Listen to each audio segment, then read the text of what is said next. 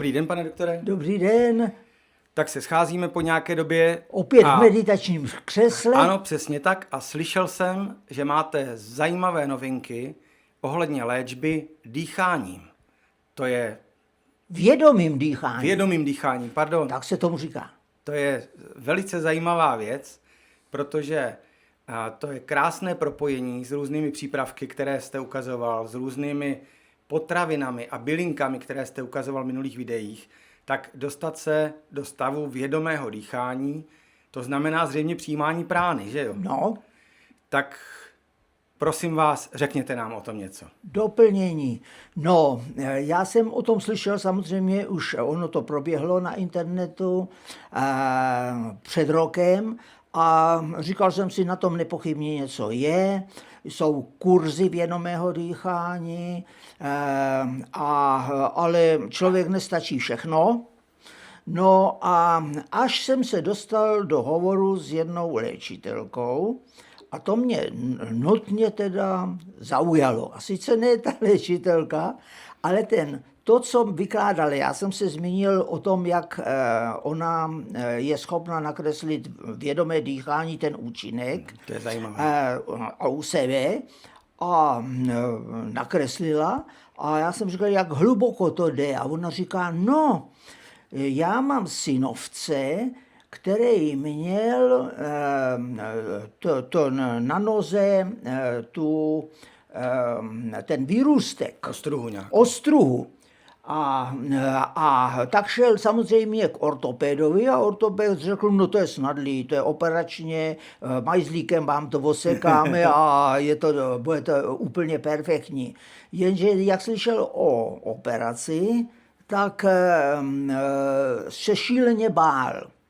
A dočetl se o vědomém dýchání a tak ho vzal ten fantas a každý den jak si vědomě dýchal podle toho návodu. A k největšímu úžasu po 3 měsících ostruha zmizela. No tak to mě zaujalo notně. Jasně. Protože já pozoruju, že ostruha a sama jak si zmizet, tělo, aby ji odbouralo, jako cestou, jak se navrší, tak aby se zase odvršilo. Tak to teda v současné době, kdy v podstatě pozorujeme, jak ta evropská civilizace, nebo respektive špičková civilizace vědecká, se pomalu a jistě rozpadá a je v totální krizi. Ano. A v důsledku totální krize ekonomický a i ekologický se dostává do krize zdravotnictví. A zdravotnictví v tom smyslu, že lékaři jsou přetížení, neustále se zdražuje veškerá lékařská péče, tak se začíná jaksi ta tendence, aby pro určitou elitu fungovala naplno a pro ten pákař jaksi fungovala jen tak ve formě toho štábarsta ze Švejka, klistý raspirin a odneste toho simulanta. Jo? Tak taková tendence, to je možný pozorovat jako u těch, kteří rozdělují peníze, protože teď peníze zejména daleko lepší než na jakýkoliv medicínský, tak tady existují strany, které říkají, daleko lepší je koupit nejmodernější tank, jo, nebo ano. Tak, jo. Tak tím pádem jsem si říkal, tak to musím odzkoušet. A hlavně si o tom něco přečíst. Ano. A ten princip toho vědomého dýchání je počítat na 4 nádech a speciálně a výhradně nosem a podržet a výdech na 7. Kdo pak by to počítal, na to já tak velkou trpělivost nemám. Já nemám toho bobříka trpělivosti z Jogínského. Znáte to je celý den se napjatě dívat na kuří oko, jestli mrkne. A já jsem netrpělivý, takže to na mě není. Leč jsem to zkusil s tím, že si změřím momentální stav jako na Oberonu, dejchám a změřím za půl hodiny, jak se změnil, a on se ku podivu změnil k lepšímu. A to dýcháte tím rytmem, jak jste Tím říkal? systémem, který každý umí, a to je nádech nosem.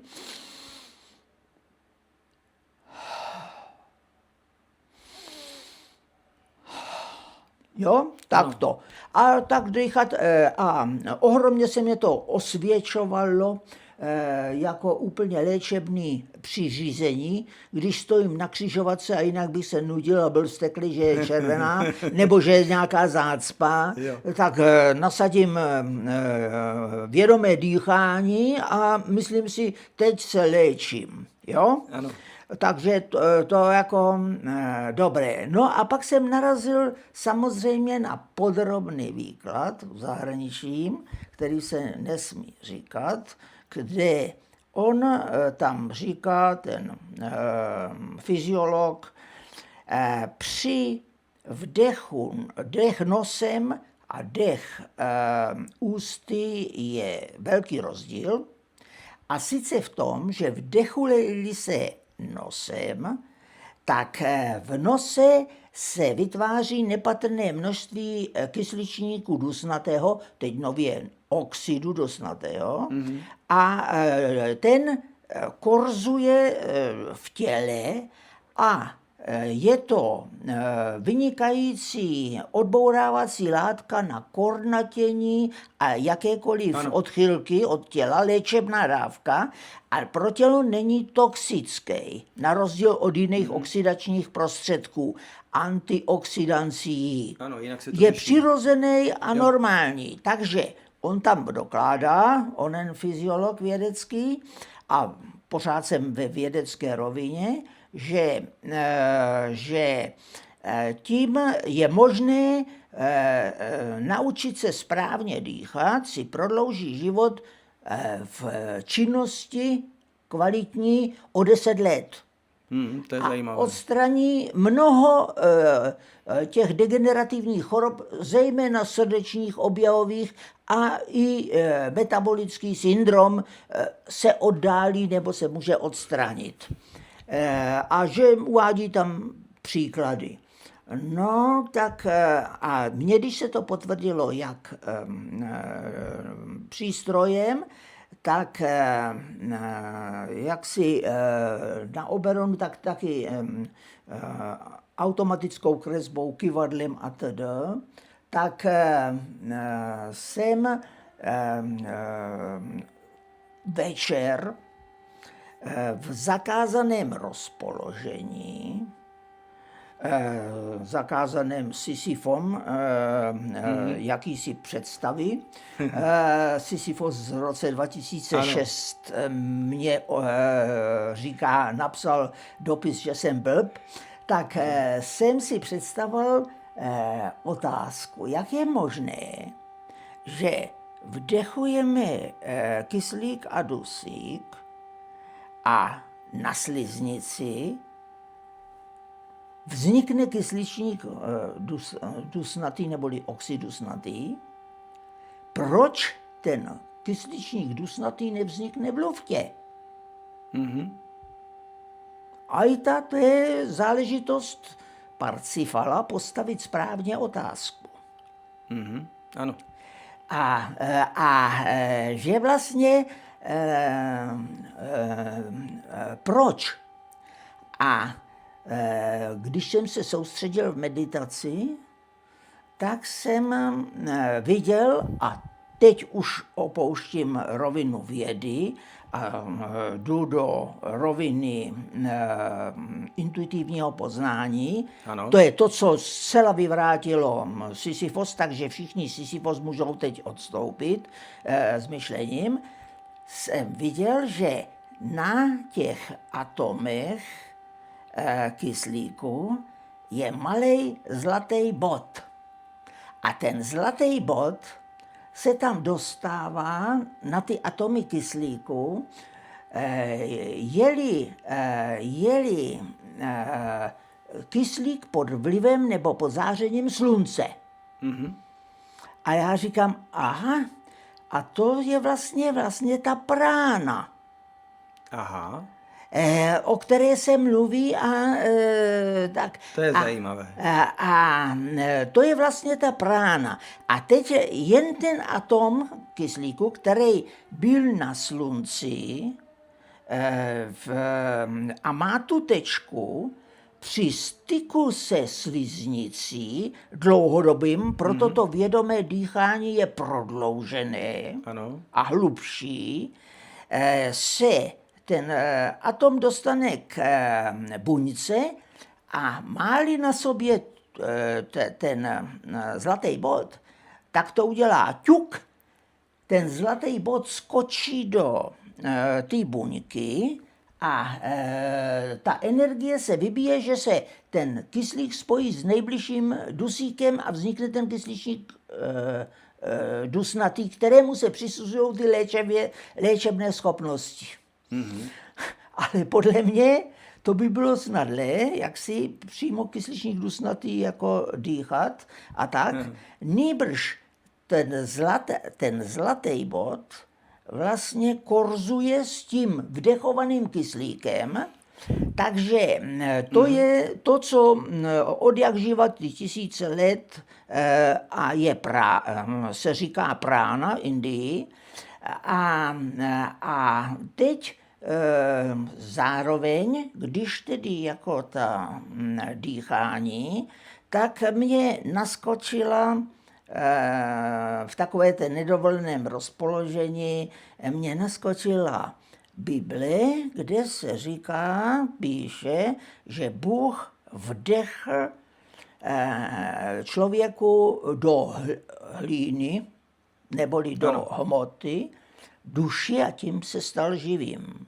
Mm-hmm. No a to mě nesedělo už vůbec, protože Bůh nemůže vdechovat, nemůže se říct vdechl, protože za prvé nedýchá, za druhé u Boha není čas, čili u Boha je Bůh vdechl, vdechává a bude vdechovat. Vždycky ve věčnosti. Čili vlastně ta přicházející prána je neustále vdechování energie života do člověka jednoho každého a jednoho živého. Mm-hmm. A přichází tam ta energie přes ten zlatý bod, protože ta prána z boží, kterou já vidím jako zlatou. Jako vyzařování, jako Kristus vyzařuje zlatou auru, tak vyzařuje zlatou barvu. Ano. A tudíž mě napadla myšlenka, že vlastně se neléčí až tak, nebo je to vedlejší účinek, ten kysličník dusnatý nebo oxid dusnatý, ale ten bod, zlatý bod, té prány, který je na ten kyslík a říká se, proto se dýchá prána a on se dýchá hlavně ty body. Ano. A tím je celé tělo oživováno a doplňováno. A teď, jak to, že někdo dýchá, je plně zdravý a jiný není zdravý, když dýchají stejný vzduch. Mm-hmm. A jak to se vysvětlilo, že v lese, kde je plno jaksi živých, A kde je všechno v přirozenosti, je dýchání prány daleko lepší, snazší a silnější, Ano. než někde tady v paneláku. Jo? No a došlo mně, že záleží na náboji té buňky, ke které přiletí ten atom s tou zlatou tečkou. Jestliže ten náboj té buňky je negativní, tak jen málo který jaksi na údržbu přeskočí. Neboli ten člověk dostává málo prány, málo energie života a tudíž je jaksi málo vitální a neví se proč. A když je nemocnej, těžce se uzdravuje nebo se vůbec neuzdraví. Kdežto, tak jak známe zase biblické příběhy, jakmile dostane tam, Ježíš se někoho dotknul, tím na něj přenesl vibraci absolutní jako kvality a tím okamžikem se ty jeho buňky plicní začaly na plnou páru brát ty zlaté body. Aha. A ty zlaté body proudily do místa nemoci, dokonce je možné to usměrnit. A protože všechno je stejné, takže je možné to i teď. Vlastně jde o to pochopit ten princip, léčí jedině živý Bůh, proto o něm Ježíš mluví stále o živém Bohu, a léčí tak, ne že by něco změnil, ale že umožní člověku se změnit tak, aby plně využil schopnost jakéhokoliv těla být dokonale zdravé. Protože ta energie boží, zlatá, ta prána, dává dostatek energie k tomu, aby to tělo se uzdravilo přirozeným způsobem.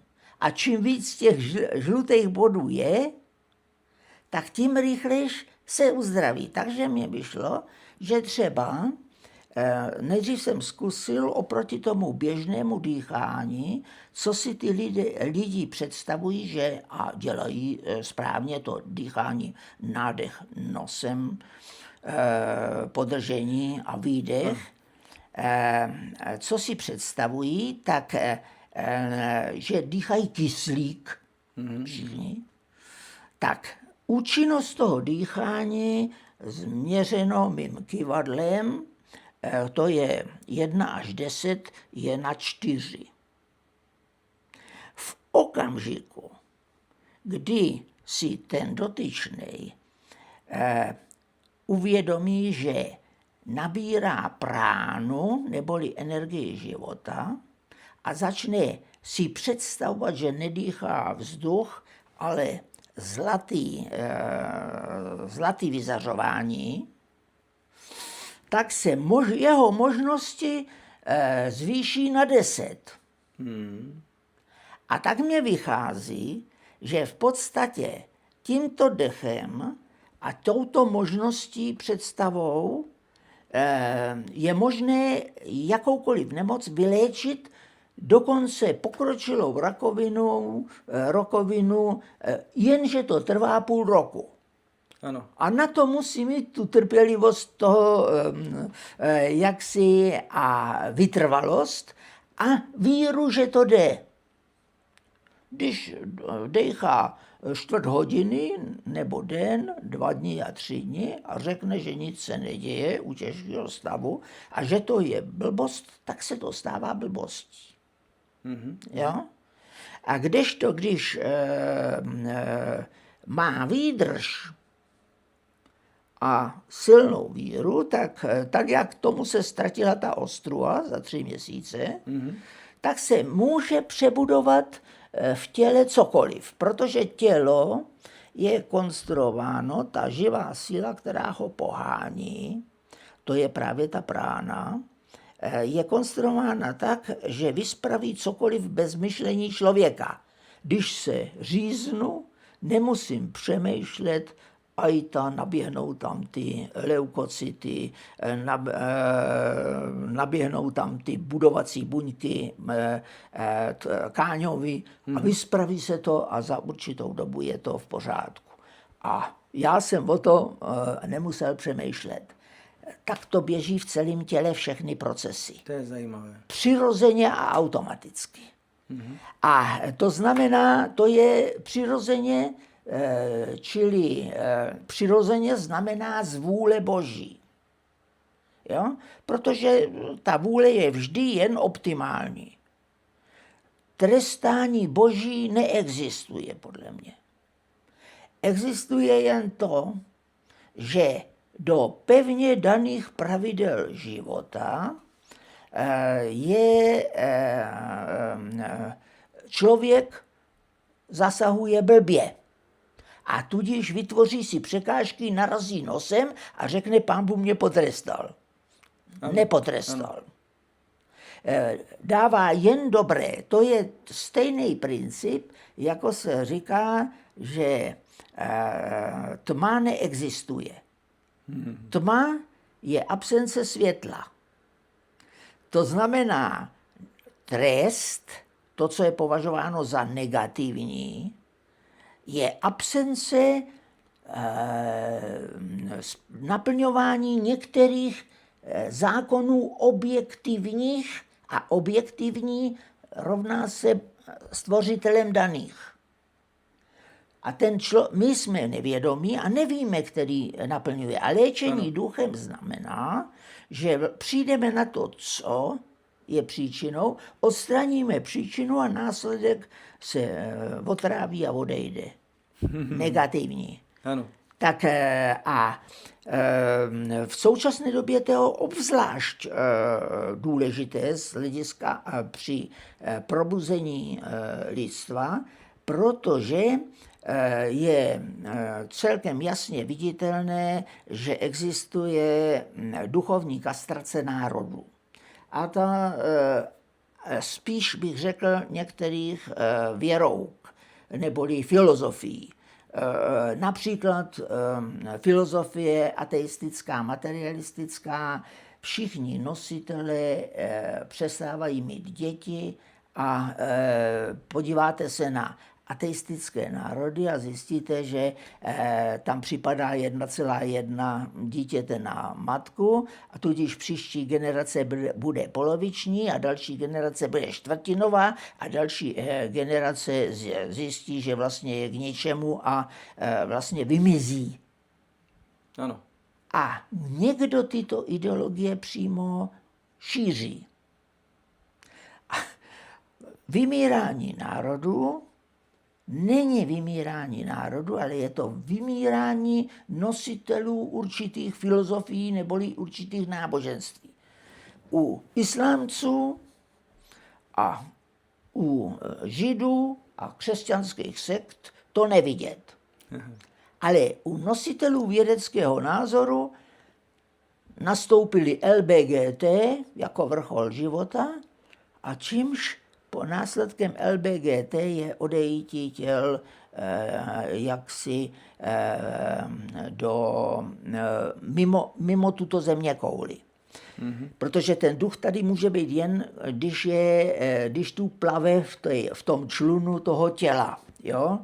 A ještě mě to připadlo zásadnější z toho důvodu, tak jak sleduju veškerou jaksi společenské dění, že tělo je těžká hmotnost a ta je ovlivňována, jak astrologové tvrdí, tím Saturnem. A Saturn má oběh 29 let, tak nějak. Tak a člověk je tady na to, aby 29 let vlastně je člověk dítě první fáze. Dalších 29 let až 58 je akční a už nabral nejen tělo, ale rozum. A v dalších 59 až 87 nabírá ducha k rozumu a tělo předčasně vadne z nedostatku rozumu a z nedostatku ducha. A v dalších 90 až 120 roků je dáno geneticky, je období v podstatě, kdy má člověk rozvinout ducha. Jo? A žít duchem. A teď pozoruju, že kdo si se snaží omezit, aby hlavně ta třetí a čtvrtá fáze nebyla. Aby kdokoliv vyrostl, byl živ a udržován chemikáliemi do 65 let a v 65 to s ním seklo a jeho duše neměla možnost s rozumem a se zachycováním ducha dozrát. Ano. Čili on ten život zmaří. A to je obecná politika a podle mého názoru zatím stojí temní duchové a je to příčinou krize lidstva. Proto potřít tento vliv rozvinutím zdraví do 90 a zdravým životem do 90 a pak z pohledu jako věčnosti prožít ten zbytek je, kdyby se povedlo, tak to lidstvo se změní atmosféra. Proto u přirozených, neboli Bohem chtěných, objektivních kmenů vždy rozhoduje rada starců. A co vidíme dnes? Dnes já s úžasem pozoruju, že volit a rozhodovat mají děti. Jo? Že pokud možno ve 14 letech jako jít volit a rozhodovat a podle toho vypadají ty volby a rozhodování. A že to není samovolný, ale že je to záměr. A všimněte si ty, co propagují, že hlavně ty děti a tedy. Tak to je ten princip, že přesně naopak by to mělo být. Ten, kdo zná, ne, že v minulosti bylo, že mohl být zvolen až v určitém věku a tak dál a podobně. Teď ve 14 letech. A ve 14 letech si přečte, co má volit a podle toho, jaký nosí knír nebo zástěru nebo účes, tak podle toho je zvolen. Jasně. Čili v tom spočívá ta destrukce, že se destruuje zdraví člověka špatným životem, špatnou výživou, tím se nedožívá toho věku moudrosti. Já osobně si myslím, že jsem zmoudřil v 50. Jo? Možná to některý stihnou dřív, někdo to třeba nestihne vůbec. Jo? A takhle nějak, čili proto ten současný zápas o novou civilizaci si myslím, že bude zápas o zdraví těla a duše. Čili proto to říkám, a v to zdraví těla a duše nelze dohnat chemicky. Jo? Čili chemicky lze zazáplatovat, ano. Ale není možný nastolit jaksi trvalý zdraví. Je třeba pevně prověřit a vyzkoušet ty preventivní všechny operace, které jsou potřeba. A ty preventivní operace začínají samozřejmě u genů. A geny začínají spojením veškeré zdraví, začátek zdraví, pak jak se to může rozvinout kladně nebo záporně, začne spojením spermie a vajíčka a připojením ducha a teď od toho okamžiku působí všechny děje i neviditelné vlny na rozvíjející se zárodek a buď poškodí ty geny, a nebo je rozvinou. Čili péče o zdraví člověka začíná kvalitou vztahu muže a ženy, kvalitou života ženy v těhotenství a kvalitou dětství. Ano. Tam se zakládá základ. A to po stránce duševní, těch vibrací duševních a duchovních a po stránce i výživové. A na to jenže, to jsme všechno tak nějak, celá západní civilizace zmeškala a proto se z toho nějakým způsobem musíme vymanit. A podle mého názoru tam mám řadu na videích, jakým způsobem si udržet zdraví a zkouším všechno na sobě. Zásadně musí být dneska doplňky, ale na to je spoustu videí. Na Agape se najdou volně přístupné všechny videa o té výživě a taky jsme spolu točili. Jasně. A nově k tomu přichází skutečně reparační a skutečně léčivá vibrace skrze to vědomé dýchání ducha, neboli v podstatě uvědomění si a dýchání, to, co říká Ježíš v Biblii Ducha Svatého, který neustále září, protože neexistuje pohon, jako sedlák jsem nikdy neviděl, že by se pohánělo něco samo od sebe, nýbrž od někud musí přicházet energie k životu duše a duše potom pohání to tělo. A my si neuvědomujeme, respektive materialismus, ateismus nám zahladil, že ne, že jsme do nás vdechl původce života, stvořitel života život, vdechl v minulém čase, ale on vdechuje a bude vdechovat, pokud budeme mít my zájem. Mm-hmm. A v tom je ten pokrok. A to je ta kecací část. To se snadno vykládá, mnoho lidí, to jsme slyšeli mnoho věcí, ale já samozřejmě to, co se říká, všechno zkouším na sobě.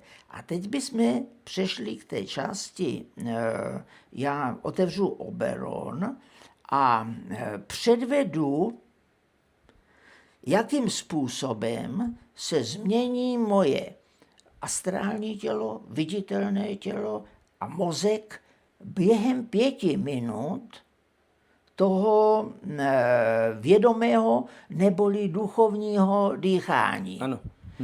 A bude to vidět všechno na přístrojích, který nemůžu ovlivnit. A není nic připravené, musíme to teď přestavit. Já přejdu k tomu a nahraju tak, jak teď vypadá ty 3 entity a tak jako dlouhodobě, protože to dlouhodobě nahodile vůbec není nic připravené, takže nahodile by to mohlo skončit podle zákona schválnosti jako nevýrazně nebo tak nějak, ale dlouhodobě mě vychází tím dýcháním. 5minutovým se prakticky nezmění to tělo hmotný. dost a průměrně tak 10-15% se změní to astrální tělo, neboli to tělo, podle kterého se pozvolna nejdřív se vytváří astrální tělo, myšlenka a energie, energetické tělo, abych řekl, a podle něj se potom, když dlouhodobě trvá vada, tak se přenese do viditelného těla a vzniká nemoc. A když je nemoc, je poškozený astrální tělo, když spravíme astrální tělo, tak za nějakou dobu se vyspraví to viditelné tělo. A poměrně nejrychlejší mě reagovalo 25 až 30% zlepšení počítačem mozek při tomto dýchání. Mm-hmm. Jo? Při dýchání zlaté brány. Jo? Ano. A tudíž kdokoliv má jakoukoliv chorobu a rozhodne se vyzkoušet tuto metodu, musí mít jen trpělivost. Samozřejmě, že ne to pracovat musí a zabývat se tak, že na to nemyslí, ale ve chvílích vhodných k filozofickým jaksi úvahám a k myšlením duchovním, to je od toho stání někde ve frontě nebo v zácpě nebo na záchodě, kdekoliv může přejít a začít se léčit. A to je jen otázka to vědět. Na záchodě musíte zhluboka dýchat opatrně. No, já to říkám jenom, aby byla legrace, že mnoho lidí, a já jsem mládí taky hodně mnoho knih přečet na záchodě, hlavně teda i novin, protože dřív nebyl ten toaletní papír, tak se řezalo rudý právo. Jo? Tak místo toaletního papíru. Takže tam jsem si početl dokonale, jo, všechno, jak to všechno běží. Dnes bych tam četl dnešní noviny, které se úplně vyrovnají tomu rudému právu, pokud se týče pravdivosti a nějaký objektivity. Tak prostě tak to zkusíme, to zapneme a nastavíme to. Těším a se přímo, na to. aby ti sledující viděli, ne, že jako kecá tohle ono, ale změříme. Těším se na to, jenom vás ještě doplním a překvapím. Ano. Doplnil bych drobnost. Ten oxid dusný se pro úklid v cévách je dobrý přípravek, o kterém mluvil váš jmenovec profesor Staněk před časem, Argi Plus.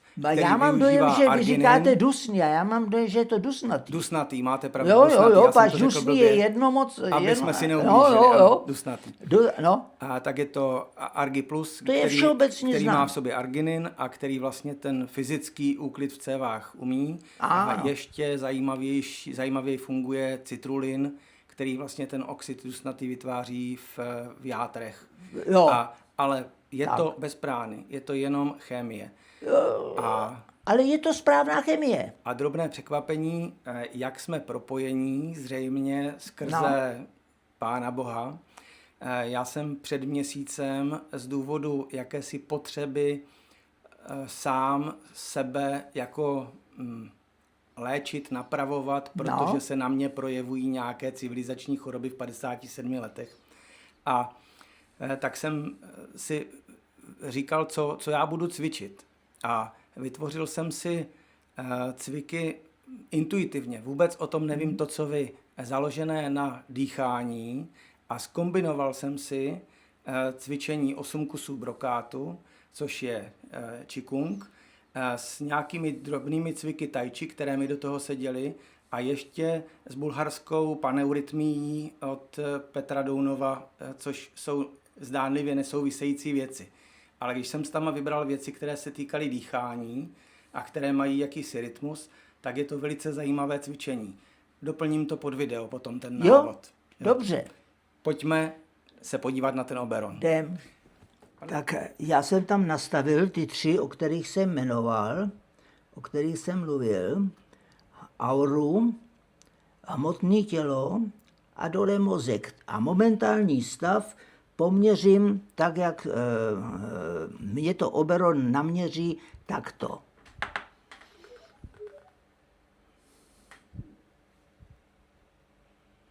To je astrální tělo. Mhm. Toto je hmotné tělo.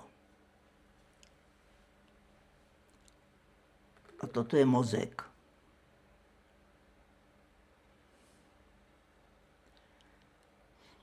Tak, konec měření, to je momentálně,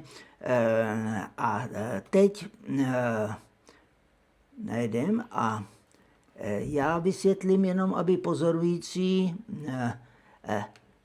trojuhelník, nejlepší znak, nejlepší stav tkáně je včelí úlek. Trojuhelník je zdravá zatížená tkáň. Trojuhelník na špičce je přetížená tkáň, to, co se cítí jako přetížený, a čtverce jsou už nemocná. Jo? A je zelený a pak černý čtverec, kde bojuje jaksi imunita nebo vitalita s tím. Tak a samozřejmě se to rozanalyzuje, tady vidím, tamto jsou křivky yin a yang, a když dám tam nemoci, který mě v auře, a tam mě vyhazuje v auře jednoznačně jako nemoc tendenci k žaludečnímu vředu.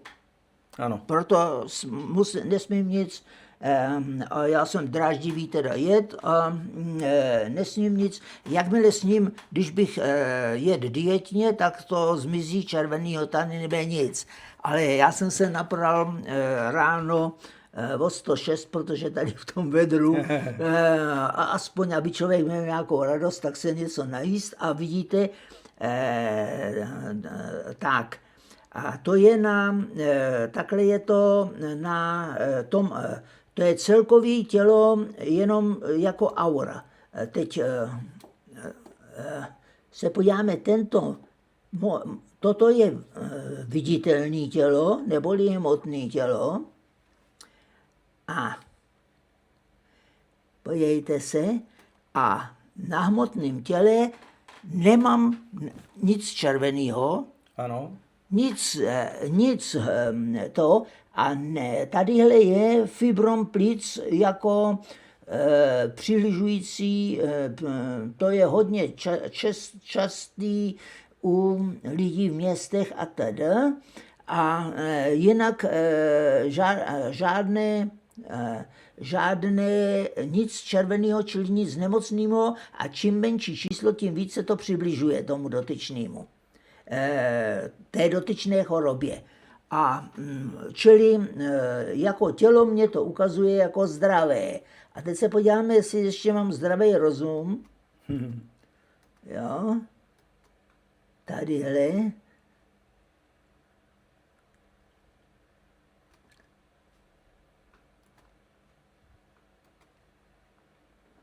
Tadyhle a akorát to vyhodí ten fibrom, neboli mozek cítí nedostatek kyslíku. To už je následek té skrytě probíhající fibromatózy, jinak nevyléčitelný, neboli se tam usazuje se v plicích tkáň. Jaksi tkáň fibrin. A tím se výkonnost plic zmenšuje. No a já jsem skutečně jako na plíce nejslabší orgán v těle. No a teď teda uděláme ten experiment. Tak. A já začnu to dýchání, o kterým jsme mluvili, a totež přejedeme, co na to řekne Oberon. 5 minut.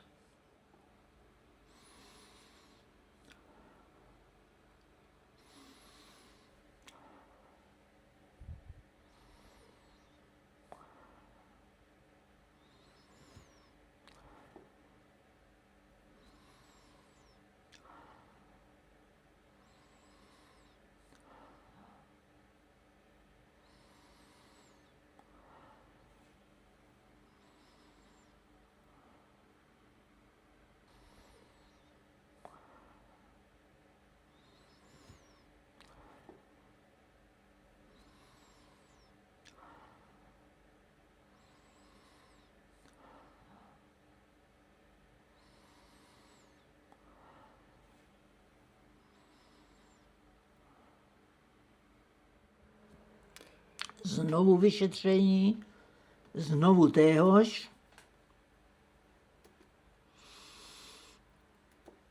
Aura, mužský trup a mozek.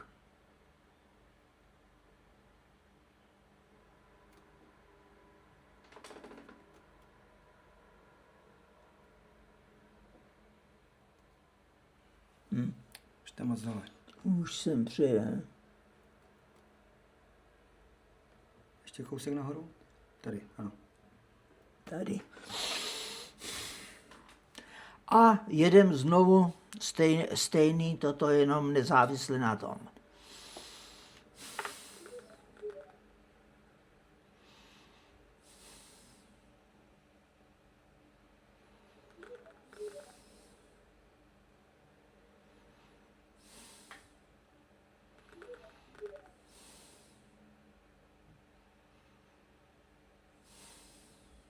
Tak.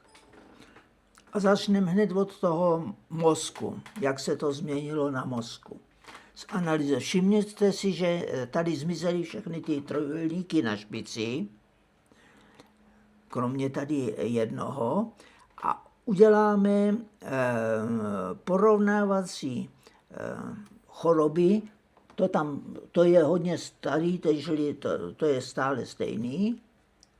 To se nedalo předpokládat, ale tady nám udělá kompletně matematické porovnání. Až tadyhle, tenhle.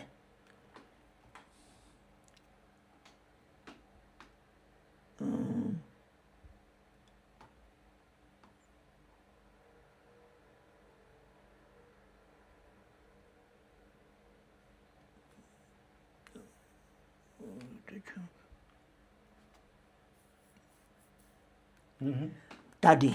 Ano. To je to první měření dnešní, teda před chvílí, a tohle je to druhý. Všimněte si, jak zmizely ty, a počítač vyhazuje zlepšení o 23% za těch několik minut. No já musím říct, že stál jsem vedle vás, když jste dýchal, a protože vnímám energie v kostelech a v přírodních místech velice intenzivně a citlivě, tak vedle vás bylo, jako kdybych byl v dobrém kostele. No, tak, ale podívejte se, tady to je pocit, ale řeknou, pocity jsou všelijaké, řeknou tohle, ale tohle je to prvotní měření a tady to vždycky 23% za těch ani ne 5 minut se zlepšil mozek, jo? A teď se podíváme na to tělo.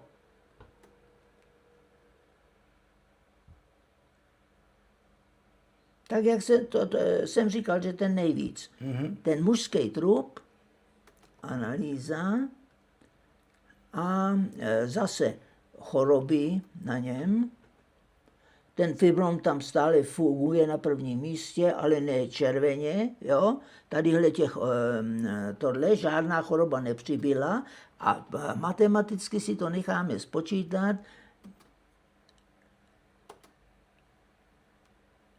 Podívejte se, bez kompenzační reakce. Čili na viditelném těle se to dýchání ještě neprojevilo. A to chodí dost často. To ale, kdyby to bylo půl hodiny, hodina a den nebo a dlouhou dobu, tak se to změní. Protože to trvá, než se to prolomí, tak jak jsem to předtím říkal, protože to dělám víckrát a co divím, analýza a teď zase toto mě, ta tendence k žaludku, moment, takhle. To zůstalo stejný, to je potom dráždivý jídle, ostrý jídle, co jsem měl, a analýza plus, to je tady, zesilování o 7%. Jo? Neboli celá aura se o 7% zlepšila. Ano. Jo? A to je za těch 5 minut. Jenže jestliže to děláte dost dlouho, i nějaký výrůstek rakovina a jakákoliv choroba se změní. Včetně metabolických, jenže to samozřejmě úměrně k tomu trvá a úměrně tu trpělivost. Jo? Ano. Takže takhle to vypadá na strojích, ten já nemůžu ovlivnit. Já jsem nevěděl sám, jestli to dopadne, proto jsem dopředu říkal, jak mě to vychází vždycky, když to dělám, jako nejdřív to párkrát zkouším a dlouhou dobu. Jo? A tahle křivka červená, to je Youngová, to je jinový a to je vidět, že mají být u sebe. A když je tam, tak je to podráždění. Ano. Já jsem měl ostrý oběd a tak jsem si dal, abych měl kuráž na to hovoření. Tak jo, tak to je všecko tadyhle jako názorně ukázáno, ten nemůžu ovlivnit. A já si myslím, že jakýkoliv stroje to musí prokázat a dokonce si myslím, že to musí prokázat i laboratorní vyšetření krve. Jo? A to dělá každý obvoďák. Když bude dlouhou dobu někdo správně dýchat. Takže vlastně jsme viděli výsledky za necelých 5 minut dýchání, což je zajímavé. Jo. A to ještě jsem jaksi byl jaksi v jakýmsi napětí. Jo? Kdybych byl plně, to se nikdy tak nesoustředíte, když prostě, když je člověk jaksi uzavřený a v meditační rozpoložení, tak se nikdy tak nesoustředí, jak by měl. No. Ano. No. Tak jo, to je asi tak zhruba.